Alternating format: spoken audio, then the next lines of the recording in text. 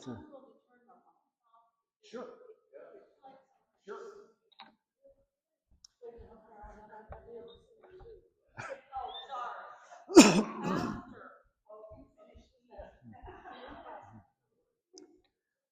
So I got a lot of technology to handle here. So.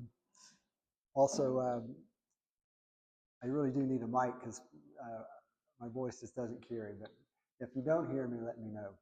I'm really happy to be here. And 2 weeks ago, Carolyn and I talked about our years in Cameroon. And that was doing education, surgery education for training African surgeons and training wound care nurses. And we were there for almost 15 years as living there. And so it was we were full-time missionaries. But tonight we'll talk about a very different type of work, ministry that I sort of fell into, didn't actually go looking for it, but found that I really love it. And I'm happy to share that with you. You know, many of you know that I disappear once in a while and then come back a few weeks later with some stories and experiences. But so the idea of international humanitarian aid, there are many, many places in the world suffering from natural disasters, from war and conflict, from both. Two of the countries I'll talk about tonight are at war with horrific national disasters at the same time. And then also man-made disasters, explosions and fires and pandemics and epidemics. They come and go, and they're not going to quit coming and going. So I've worked with Samaritan's Purse, and I'll begin by telling you that even though this is called International Humanitarian Aid, my first experience with Samaritan's Purse and with working in a field hospital, ironically, was a domestic crisis. In February 2020, Carolyn and I were home for our granddaughter who was going to have heart surgery. And that went well. And we were scheduled to go back to Cameroon on March 19th, when that was the day before Cameroon closed its borders because of COVID. We could not go back. So we didn't know it at the time. It would be 4 months before we could go back. And then I got an email, just totally unsolicited, from Samaritan's Purse asking for volunteers to work in a respiratory care hospital, which they wanted to put in Central Park. I didn't know all this at the time. Right across Fifth Avenue from the Mount Sinai's major hospital. I'm going to get my notes just in case I get lost, which might.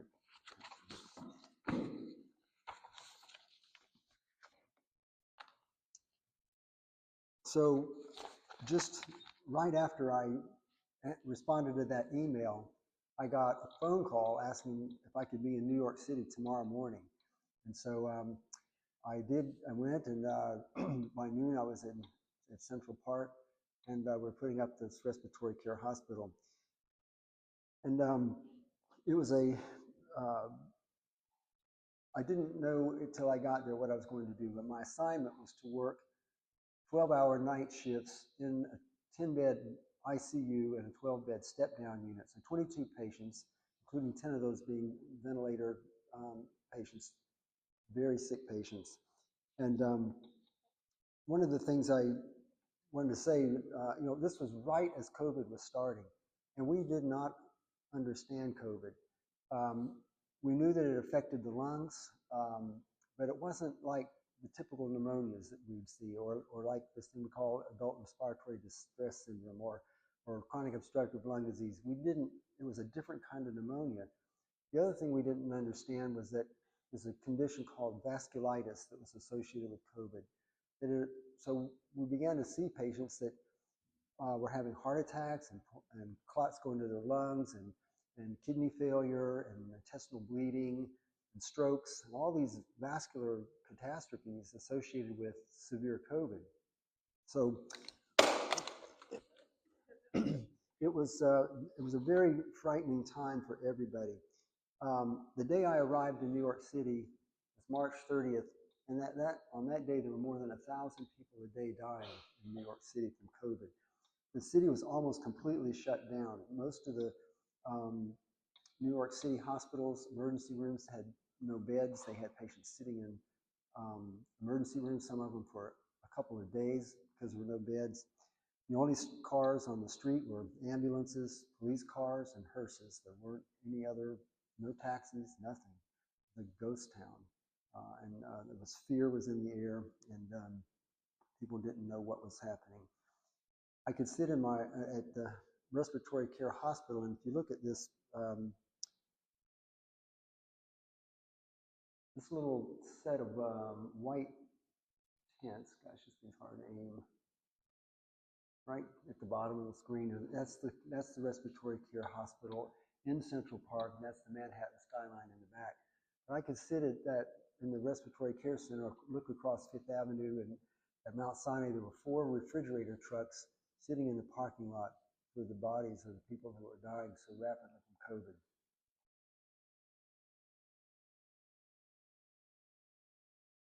So this is what the hospital looked like. It's all in tents.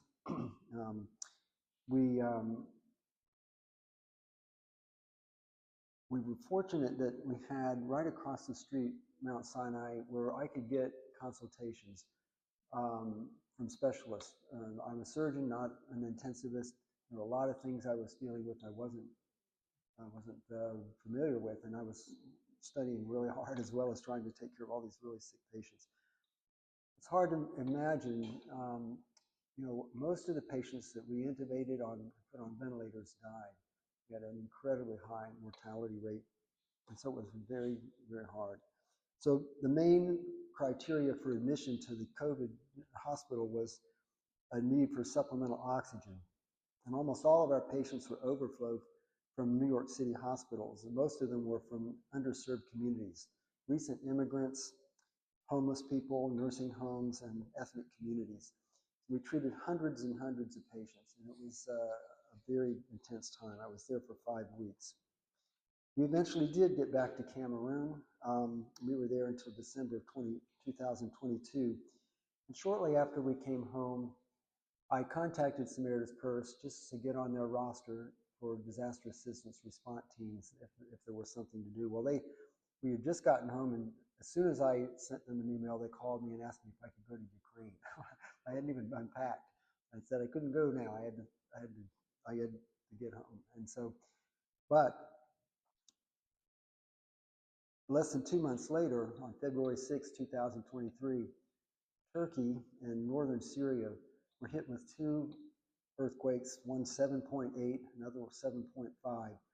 These earthquakes killed between 50 and 60,000 people and injured tens of thousands more. Samaritan's Purse immediately deployed a disaster assistance response team and an emergency field hospital. It's hard to even imagine. The city that we were going to was called Antakya, which is the city in the Bible, Antioch, which you read about in Acts. That's where Paul and Barnabas spent a year. It's where the Christians were first called Christians. It was leveled, and I do mean leveled. We flew into the city of Adana, which was about 150, 175 miles outside the earthquake zone.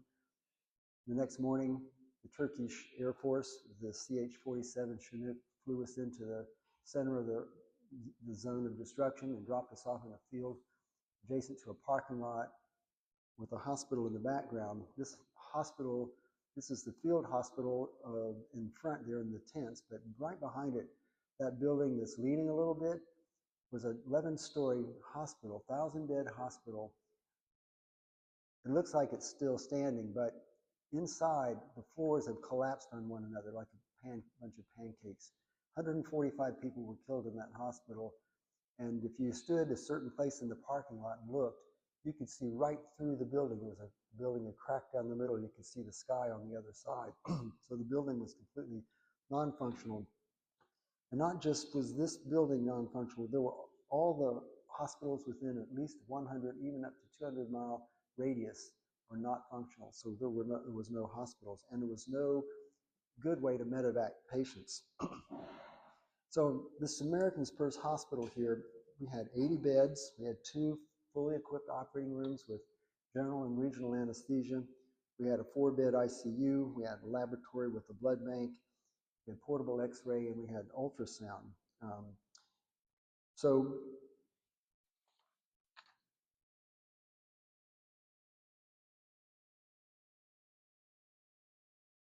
when we got there, there were thousands of people just living outside, and it was cold. It was still snow on the mountains. It was raining. People were cooking on fires outside. As soon as we opened, 48 hours after we got there, the hospital was up. We were just inundated with patients, hundreds of patients. And we had 2 10-bed triage units and a 10-bed intensive care unit. We were focusing mostly on injuries from the earthquake, fractures, open wounds, crush injuries, burns. We had 2 orthopedic surgeons and myself, a general surgeon. We ran those rooms, operating rooms, constantly every day, and often at night we were doing emergencies. But because there was no functioning hospitals, we began to see all kinds of other surgical stuff. So people with appendicitis and cholecystitis, or small bowel obstructions, or ectopic pregnancies, or congestive heart failure, all these people started showing up. And we stayed very full. Then again, it was very intense. We were dealing with a very traumatized people. We had patients who had lain in the rubble with their dead family members for days before they'd gotten out. We had a young mother of 3 all 3 of her children were killed and her husband was missing, and she was pregnant. We had Turkish translators in the hospital, and they were mostly college students. And one of them, who lived there in Antakya, she worked in the operating room with us. And one day she just told us, you know, half of my graduating class is dead. She just graduated from high school a couple years before.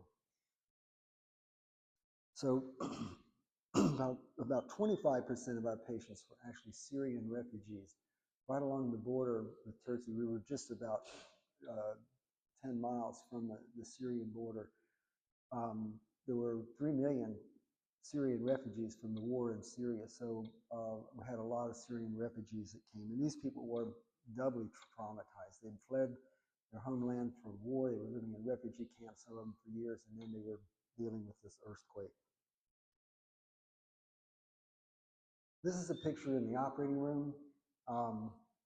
It's not full, but there's other equipment that you don't see there. But you don't know how much you can do in a tent if you have the right stuff. But we had 2 operating rooms. I had really nice equipment, and we had very good anesthesia, so we could do a lot. This is a picture of the anesthesia machine in the emergency field hospital, and we did, I don't remember the numbers, but we did hundreds of operations, all kinds, mostly ortho and trauma related at the beginning, but later a lot more variety. So I'm going to move quickly through some other stories. In December of the same year, 2023, on December 7th, there was a fuel tanker in Totoda, Liberia, that rolled over and spilled gasoline on the ground. And people were there with their containers trying to collect gasoline, and there was a spark that blew up. It incinerated 40 people instantly right next to it. There were 80 more people that were severely burned. They were taken to 4 different hospitals, but Liberia does not have a burn center at all. There were the hospital in Monrovia, the capital, about 20-some patients went there, and another 20 patients came to this hospital. It's called Elwa Hospital. It's a mission hospital. 3 of my prior residents worked in that hospital. They weren't all, some had graduated from other programs, but I knew them all. I'd been involved in their training at some level.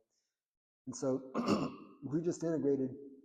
Samaritan's Purse sent a small DART team, just 5 people, a surgeon, an anesthetist, and 3 burn or critical care nurses. When we got there,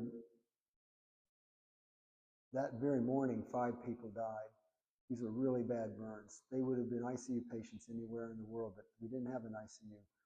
But the surgeons that were there were already inundated with what they were doing, their usual daily work. So we just took over the care of the burn patients. So for the next 3 weeks, we did daily burn dressing changes in the operating room and debridements. And as people began to heal, we started doing skin grafts for those that were ready.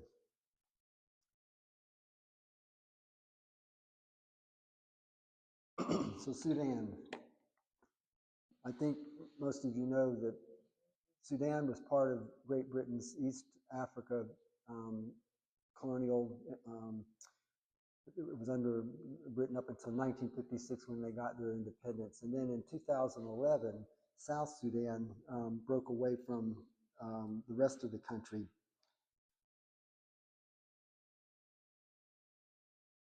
There was a dictator in Sudan named Omar al-Bashir for 30 years. And in 2019, he was ousted by the Sudanese Armed Forces and a paramilitary group called the Rapid Support Forces. And these two groups pledged to work together to form a government and hold elections, but the elections never happened. And in April of 2023, they began fighting each other, and it quickly escalated into an extremely violent, brutal civil war, which is still raging. Now we're into the 3rd year of that war. The national government in Khartoum was displaced. They moved to Port Sudan over on the Red Sea. And Samaritans first, from the very beginning, tried to get into Darfur, which is the western part of Sudan, never could get access. But then in November of last year, they were able to get permission to put an emergency field hospital in a city called Gadara. I'll show you on the back better. But Gadara is about 200 kilometers southeast of the capital, Khartoum. There was no actual fighting there. The fighting was about a half a day's drive away. But there were 500,000 internally displaced people. If you're displaced in your country, you're called an IDP, internally displaced person. If you're across the border, you're a refugee. So the terms are kind of interchangeable, not quite. But there were 500,000 in Gadara, which made the city 4 times its normal population. But there were 3 million in Gadara state, which is not really that very big. So there were a lot of people who were seeking refuge there. So on this map, I don't think I can make this work very well, but up here, I'm just going to have to not do that.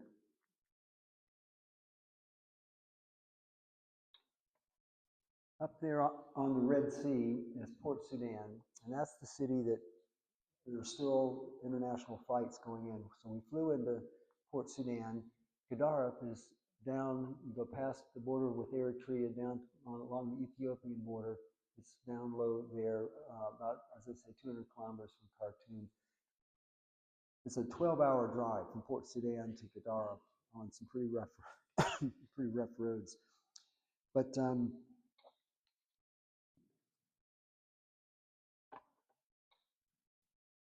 this is a picture of the Rapid Support Forces, and these are the real victims of the war. In every war, it's the women and the children, and there were so many of them there. These statistics are just almost impossible to get your head around. There's 11 million internally displaced persons in Sudan because of the fighting. These people are living in these huge camps on top of each other. Starvation is a major issue.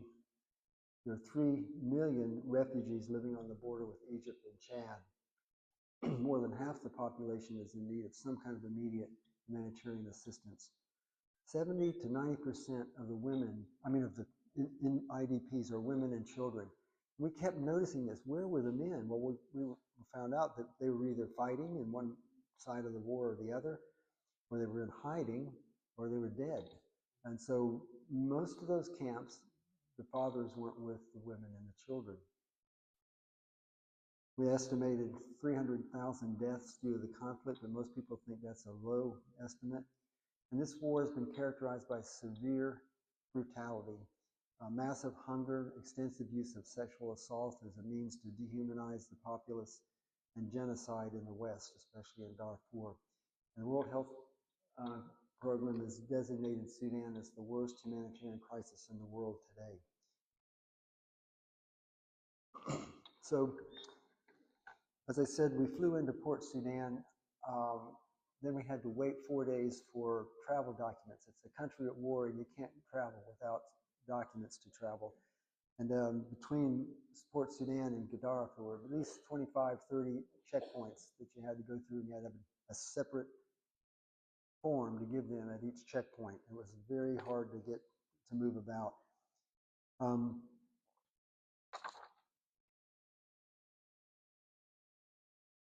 I was part of an advanced assessment team in Gaddafi. When we got there, we visited the Ministry of Health. We visited 3 hospitals. All of them were busy and overwhelmed. But we saw one city in particular that we wanted to work at, and that was this women's hospital.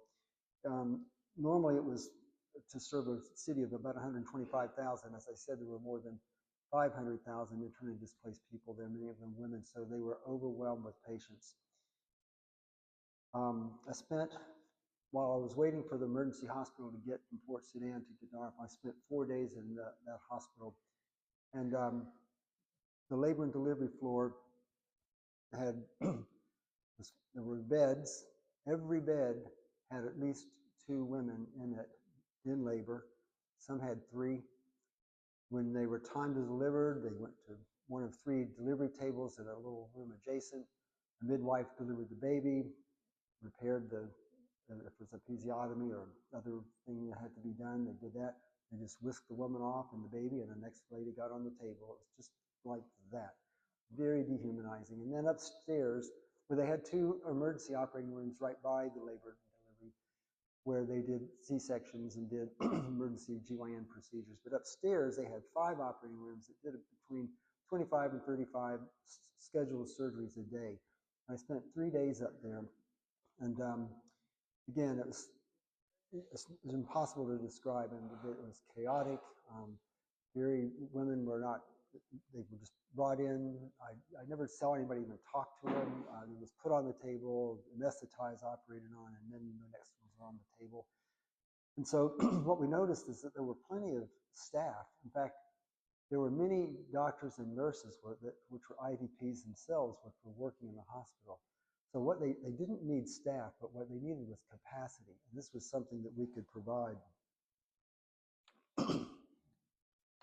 So the hospital we had there was a little different than the one in Turkey. It was a tier 1 hospital, meaning that we had 1 operating room. We had an outpatient clinic where we were seeing all kinds of patients, women and children.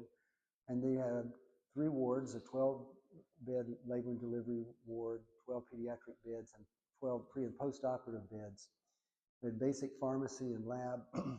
We had a supply tent. We had a build team, and we had water and sanitation and hygiene. It's a team that managed our water supply for us, because you couldn't drink the water. They had to treat it for us to be able to use it. The security was a big issue. Again, there's a war not very far away. We were very aware of that. We weren't treating war injuries, but we were treating people who had seen the war up close. There were people everywhere, and so it was very difficult to maintain security. So we had a perimeter, we had security guards, but every day we couldn't see everybody, and we could hear the crowds out there just clamoring to get in, and could only see so many people, and so hundreds and hundreds of people were turned away that we just couldn't get to. But what we were doing was we were taking women in labor and any women that we knew had gynecologic problems. So that was our focus. This is a picture of the operating room, the mosque in the background. The women's hospital is also right there in the background. It's hard to see. We incorporated a lot of the national staff. Our team was only 26 people, so we hired operating room technicians, nurses, doctors, translators, food service people, security people. This is one of the brilliant things that Samaritan's Purse does. They always, first they work through the Ministry of Health, and we'll talk about why that's so important in a minute. But they also integrate local, national staff into the work. We need them for one thing, but also it's a wonderful way to build rapport and relationships. And even though we were in a country 99% Islamic, the gospel was clearly being communicated, and we'll talk more about that. But it was I'm operating with a Sudanese obstetric resident and one of their operating room technicians. So most common operation I did was C-sections, maybe 3 to 5 a day, and as many other gynecologic and pediatric cases as I could do. But I never had enough OR time. We'd run the operating room from early in the morning till about dark, and then we'd cover our own labor and delivery ward for emergencies at night. So about half the time we'd come back and do something emergently in the night. We couldn't cover the whole big hospital. We just never been able to get by with that. These are some twins, premature twins. We delivered several sets of twins. And this is an incubator made out of some scrap lumber. You can see we're using one of the nurses' hair dryers as our heat source. It gets cold in the desert at night, and these little babies, we had to do something to keep them warm. But it also gets hot during the middle of the day. So this is a picture of, in the middle of the day, we had 2 air-conditioned tents, the operating room and the pharmacy. So we would move all the babies into the pharmacy, put them on a cot where they could be cool. Because if we left them in those tents, they all got a fever. All day long they were running these fevers, because the ambient temperature was more than 100 degrees. On the pediatrics ward, I think anywhere in the world where you give children crayons and paper, they're going to get together and draw. And that's what's happening here. But the most common pediatric things we saw were dehydration, malnutrition, lots of malnutrition, respiratory diseases, diarrhea, and a little bit of everything else, sickle cell crisis, children with measles, all kinds of operative things. I did a lot of hernia repairs and all kinds of different masses and some congenital things that I could do safely. So I can't do everything in a field hospital, but the things that I could do safely, we did. So we had the schedule full every day. Again, we were dealing with a traumatized population. We had women who had been sexually assaulted en route while fleeing. We have at least one woman whose pregnancy was from rape, and I'm sure there were more that we didn't know about. But it was a wonderful thing to be able to provide a safe, clean, professional place for them to deliver their babies rather than in those camps or on the run, which is what was happening all over the country. But it's, again, we realized that we were a tiny drop in a sea of suffering. And, you can't look at that too long or it'll get to you. You continue to look at the patient in front of you, you take care of them, and then you go to the next patient, you take care of them, then the next patient. At the end of the day, you've seen a lot of patients, but you could hear the noise outside the gate. You could hear the crowds, and had to bring the police to break up the crowds several times just because there was so many desperate people. And that is a heartbreaking thing to witness and to experience.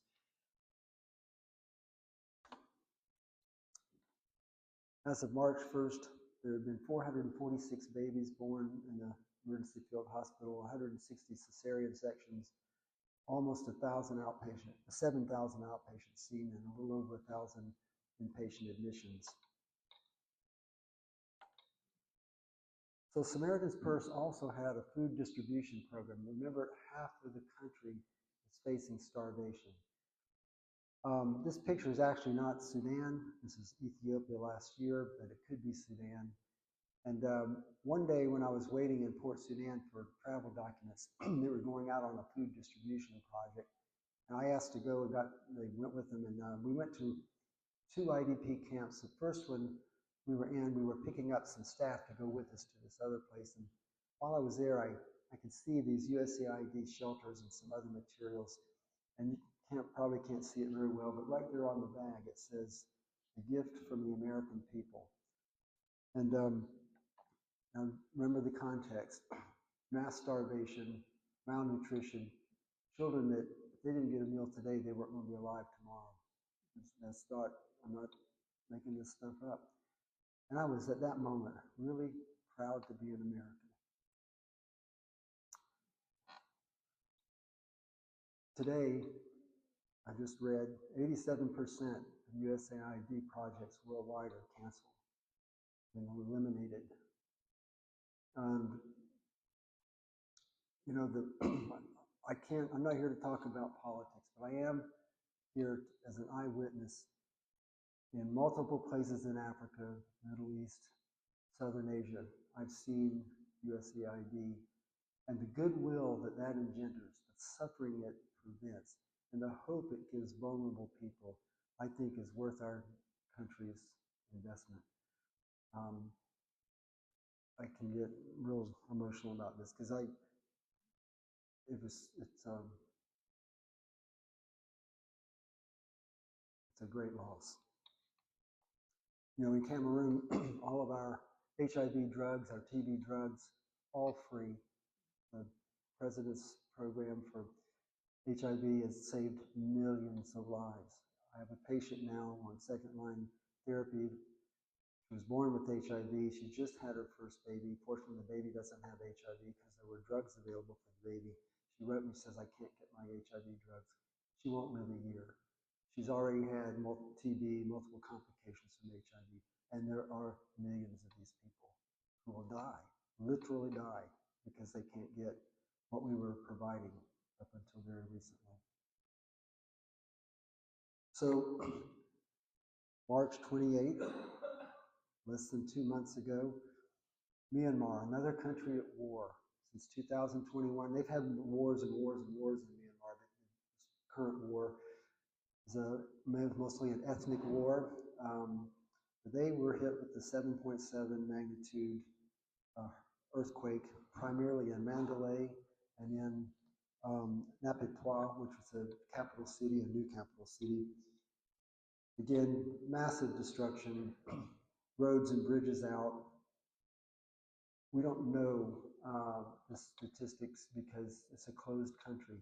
It is an incredible miracle, a God-ordained miracle that we got in this country. Because we were the only NGO, non-government organization that the government gave permission to go. Even though they sent out to the world, we need help, they didn't allow any other. There was one from Bhutan, which was a country just north of them that sent a field hospital, very small but very effective one, and then Samaritan's Purse. So the day after the earthquake, Samaritan's Purse deployed a mobile surgical team. That's a small team of 6 people. I've trained on that team. It's a surgeon, an anesthetist, and 3 nurses, and a security person. And they deployed right away. But they got to Bangkok, and then they had to wait 3 days to get visas. And then it was another day to fly from Bangkok to Yangon, which used to be Rangoon, and then another day to drive up about half a day to get to the place where we put up a field hospital, which was in, we were given a stadium, a soccer stadium, which was great because if you think about a stadium, you can control access, you can have security because you've got gates and walls. And again, we're going to a place where there's countless people who need health care and where the country's at war.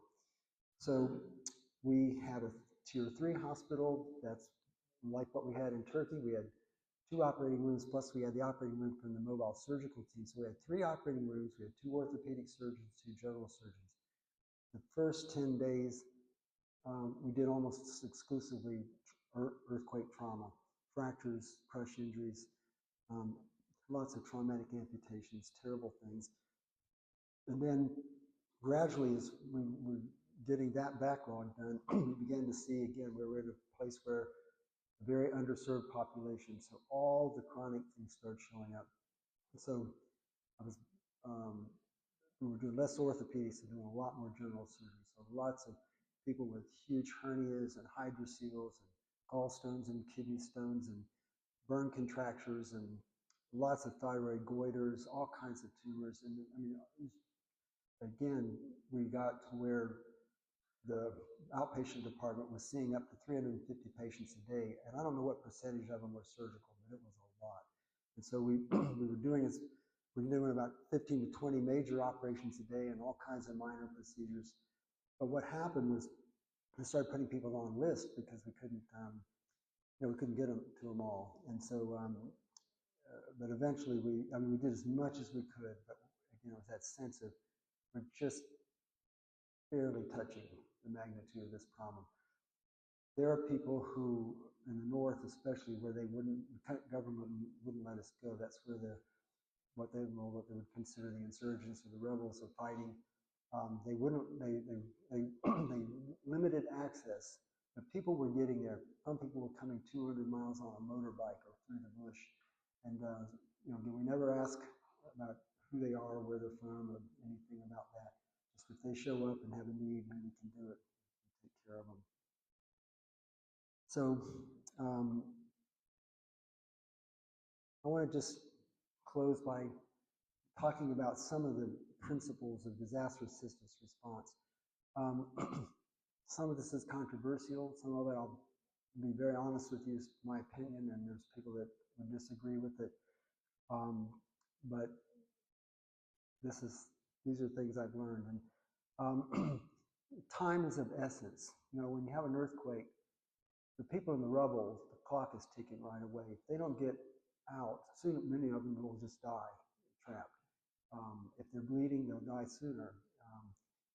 If they have a bad head injury or a chest or an abdominal injury, they're not going to do well. But so getting there quick is important.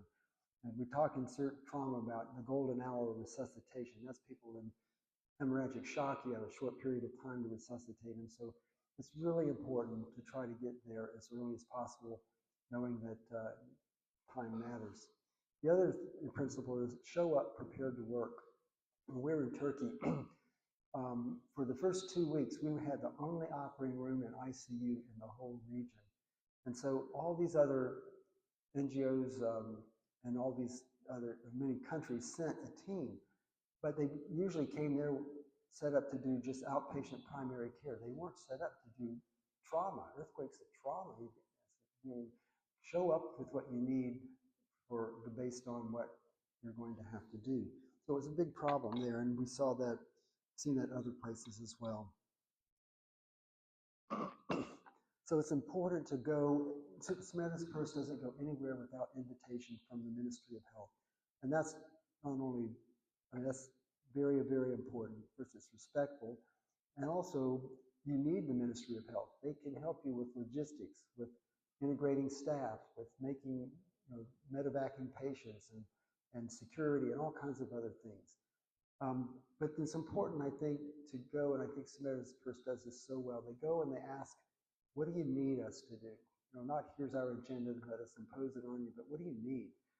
And when we were in Cameroon, I always appreciated visitors that showed up, and that was their first question. How can I help? Not here's what I'm here to do. So it's a different mindset, but it's important. I'm going to miss some things here, but the other thing is you need to be clear about your mandate. In Sudan, especially, we had to narrow our mandate. We narrowed it to women and children from the IDP camps because this was the main thing we were there for. But Sudanese were always trying to get me to go teach or go work in their teaching hospital.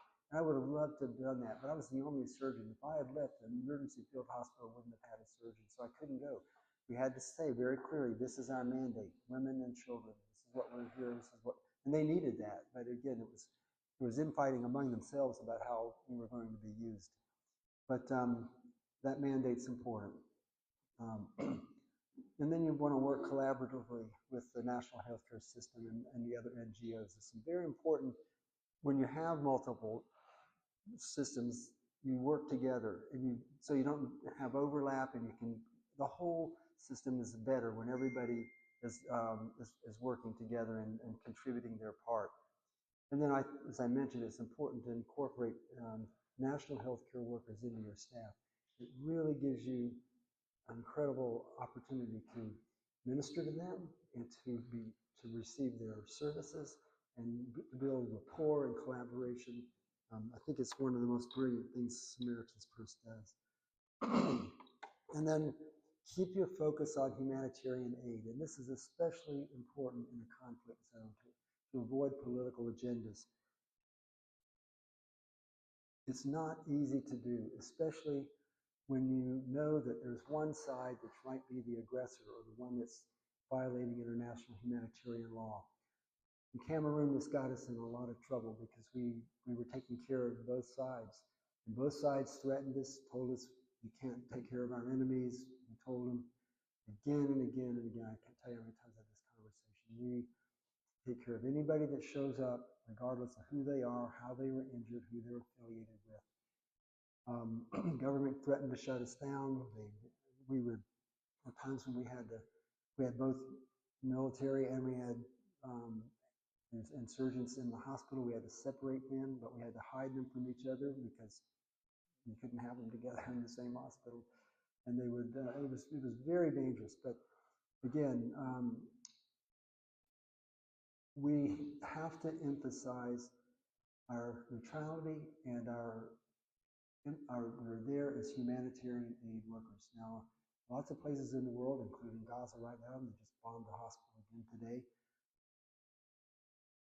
Healthcare workers, hundreds of them have been killed in these conflicts because they are often targeted for what they do for the other side. But you need to in order to be there at all, you have to differentiate. You have to not differentiate based on anything political. And it sort of goes without speaking that we respect the national customs, the religion, and the history of the people.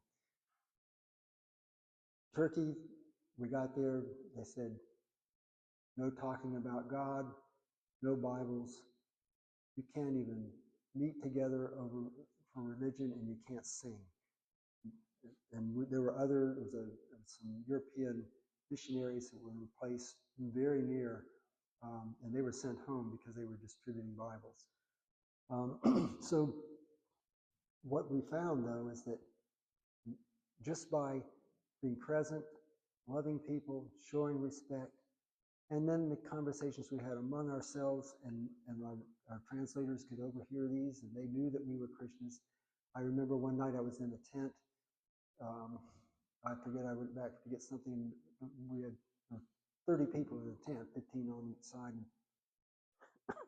One of the Turkish translators came up to me and he said, this is a quote, he said, "Listen, I know you guys are here to help us because we need help, but there's another reason you're here. What is it?" And he knew it was the gospel. He knew we were there because we were Jesus followers. And you can't put that in a box. It leaks out all over the place all the time. If you treat people with compassion, you show respect, you love them, you take care of their needs. The Good Samaritan, that parable is so rich, but it is the basis for not just the name of the organization, but how they do ministry. And so in Sudan, 99+%, and we're talking about very devout Muslim. Turkey is Muslim only. It's a very secular Muslim or Islam. And then in Myanmar, 80% Buddhists. And so those where we go, we're not ashamed of the gospel. We do not hide it, but at the same time, we're careful and respectful. And I've just seen how they do it so well. We have chaplains with us. We usually, in Myanmar and in Sudan, there were local churches where we brought their chaplains in to help make rounds with us, and we worked through the local church. We really are there about the gospel. You know, it's very easy to get confused doing this because even though it is humanitarian work, We're there because Jesus has changed us. He's redeemed us.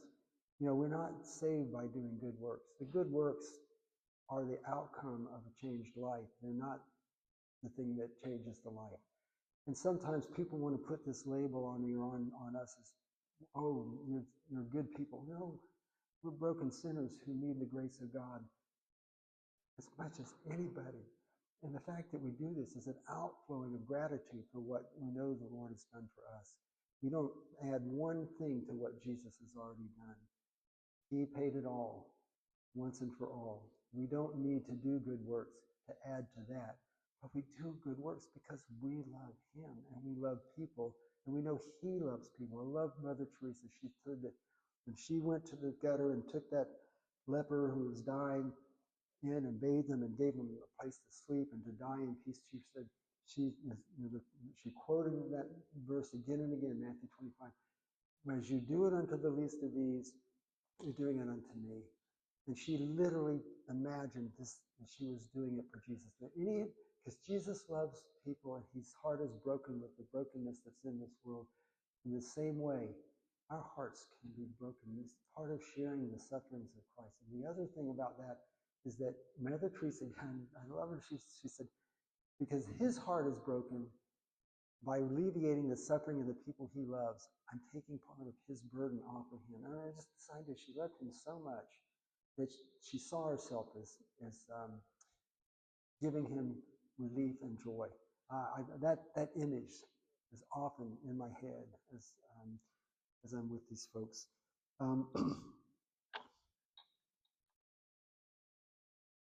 I don't know, do we have time, Fred? This is like 3 more minutes. Okay, all right. So one of the most common questions I get is about security. And it's very important. Go to some very dangerous places. I love Samaritan's Purse. They're not afraid to go to the hard places, but they do it really well, and they take security seriously. Most humanitarian aid organizations require that you have some sort of formal training in security. I had a lot of this in the Navy, but also Samaritan's Purse has their own security course you have to go through to deploy. It's very good because you need this.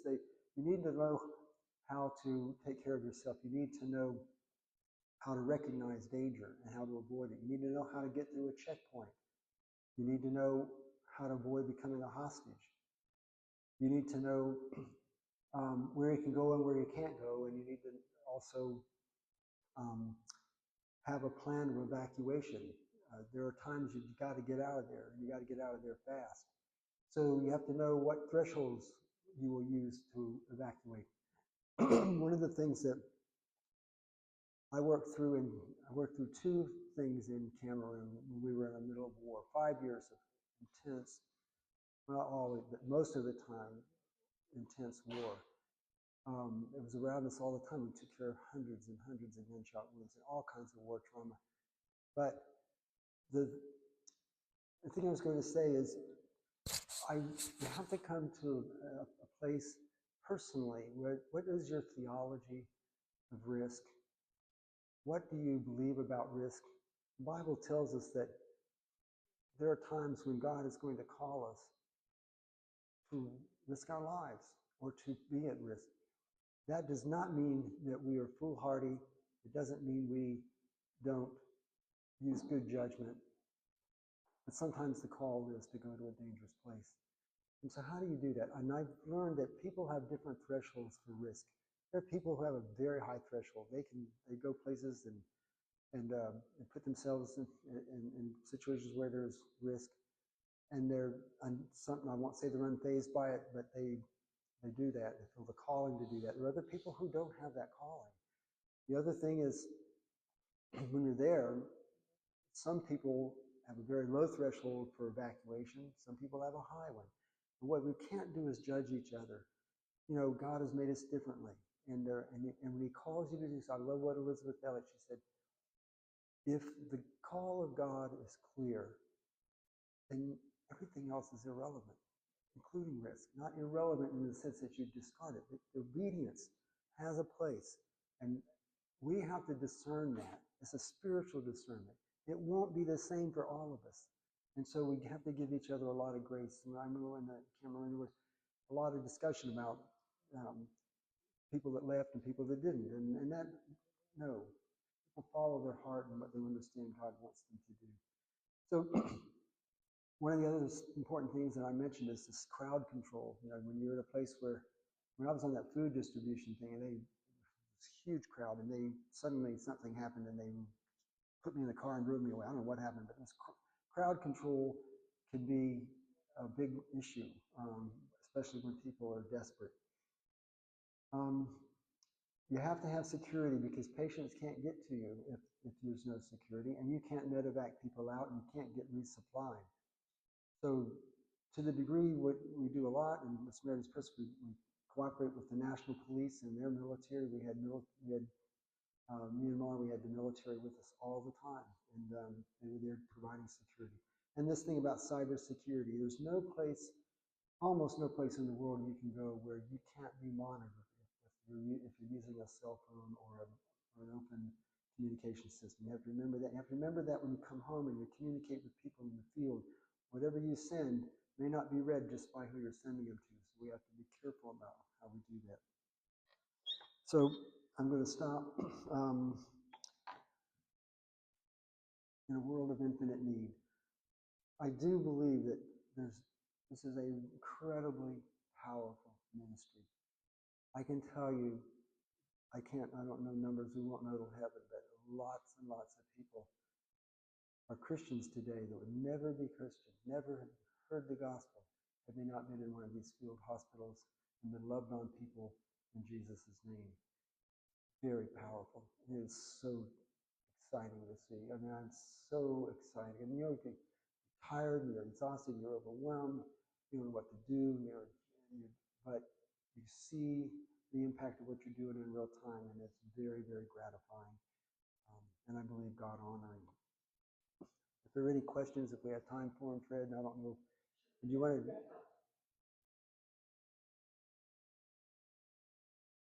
Anybody?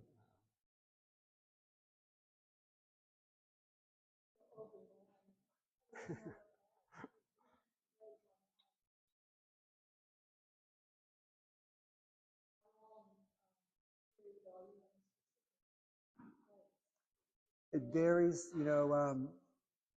When we were in Turkey, I was there 5 weeks, but the hospital was there for about 3 months. I was in Myanmar. I was only there 3.5 weeks, but the hospital's still going. In Liberia, it was 3 weeks. It was a shorter trip.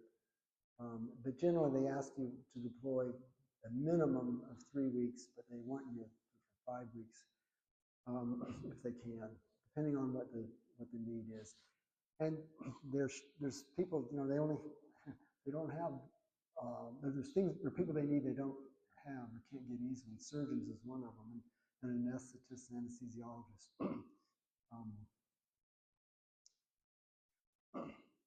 Yes.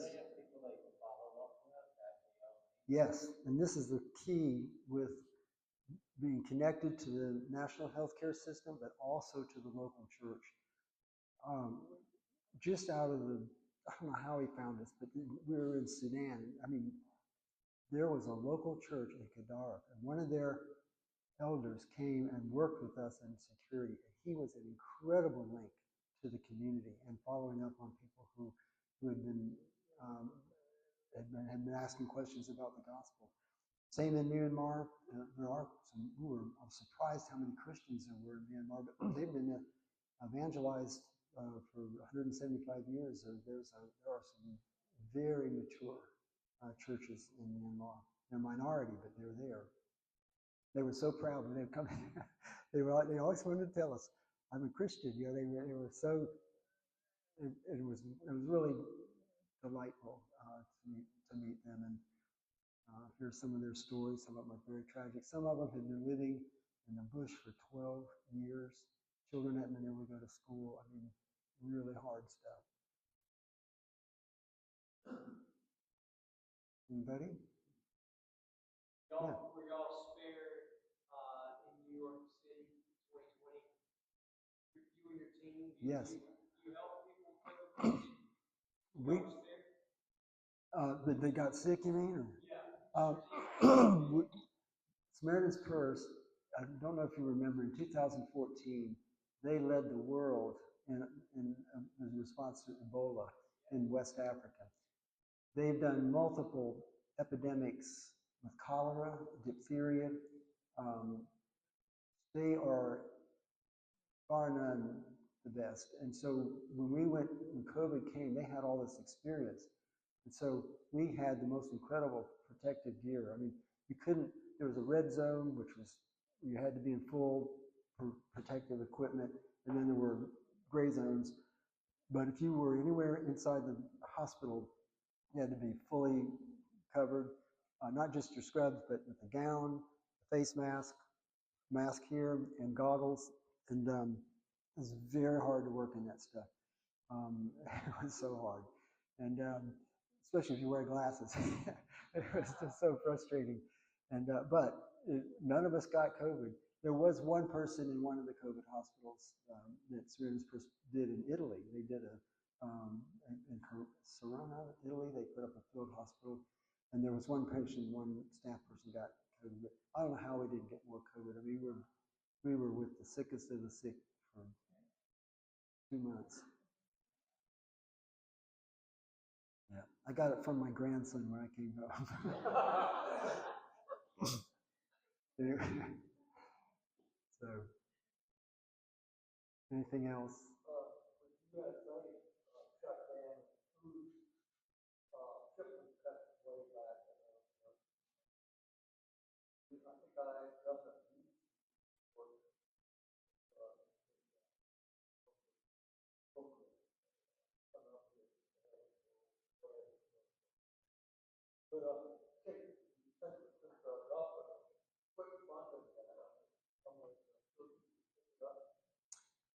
Um, Mike, I hope so. I think that's happening. I've already heard about places that are trying to source elsewhere, not just for food, but the big issue in Africa is TB and HIV drugs. That's just huge. So the problem is going to be the expense and the sustainability of it. I don't know what will happen.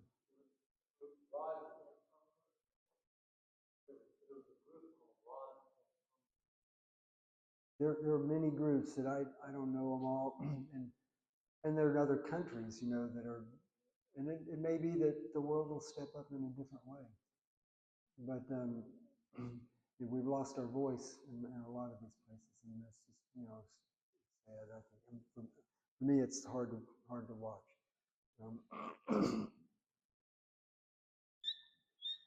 Okay, thank you very much.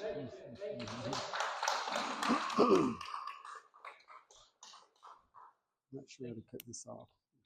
Oh, yeah. Fluffy things. There we go.